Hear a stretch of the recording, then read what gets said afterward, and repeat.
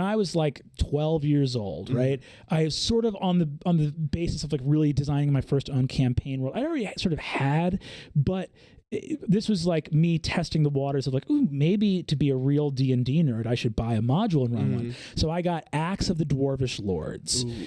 This is like a 220-page adventure. It's thick, like source book, not hardcover, still paperback, but like a thick adventure module for like 12th level characters. And it's this huge fucking dungeon that's like thick and hefty. And I like hand traced all the maps and did all this stuff. Tracing paper out? I broke the tracing paper out. My man. Memorized these stat blocks, which by the way, I don't know if you guys know this. Anyone who plays 5th edition Dungeons and Dragons, the bullets you dodged at not playing 2nd edition, you don't have to know what THAC0 is. It used to be this thing that your attack roll was based on your THAC0, which was a number called to hit armor class 0. That's what THAC0 stands for. So you didn't have a bonus to an attack roll. You had a number that if you rolled it or higher meant you hit an armor class of 0. And if the person's AC was different than 0, you had to do the math in your head and figure out whether you were adding or subtracting. So the numbers were weird inverse mirrors of each other. It was bad. It was bad. As someone who I haven't been playing, Brennan makes me sound like I do play a lot of D&D now, but I wasn't playing so long ago that and you often talk about how easy 5e is and how easy it is to jump into. That's like, I feel like the first tidbit you've ever given me though as to why the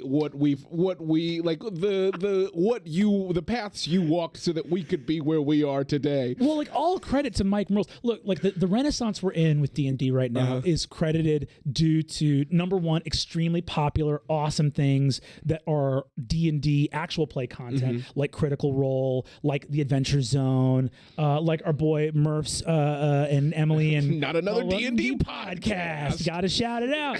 But that's a great example. Is that Murph is someone that I was his first DM like 2.5, 3 years ago, something like that. I think literally like between 2 and 3 years ago.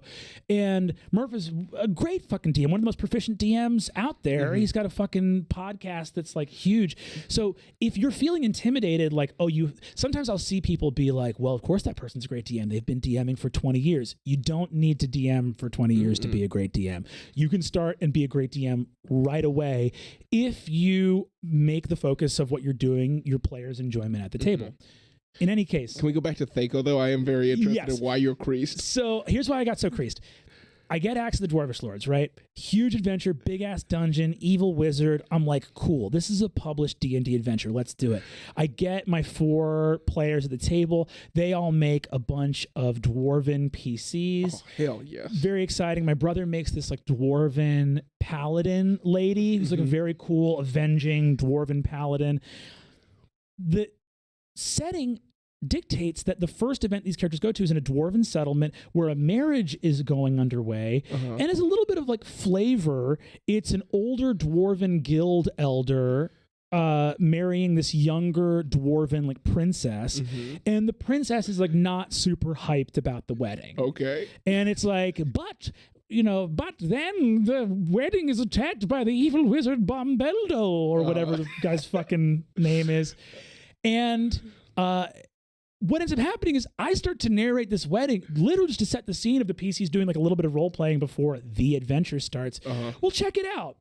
I narrate, someone rolls some like, insight check or whatever it was in 2nd edition back then, rolls some, wisdom-based check about the dwarven princess. I go, yeah, she's not super hyped about the wedding.